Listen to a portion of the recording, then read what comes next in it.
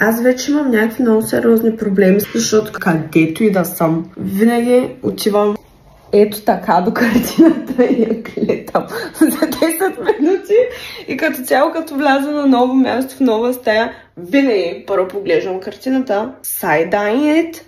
Защо я сайдайвам? Защото хора, това на пръв поглед е доста сладичка картинка. И виждаме, че не е от най-ефтините, понеже има какво? Релеф. То хубаво има релеф, за момент си казваш, да е истинска.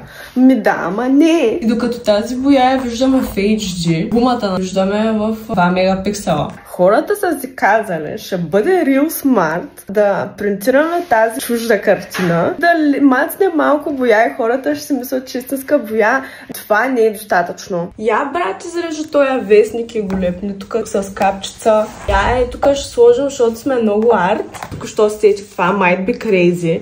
Някакви буквички ще сложим със същата боя. Мисля, че е много дип концепция.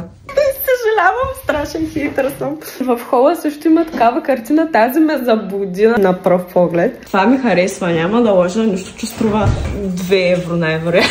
Но е сладко, пасва се.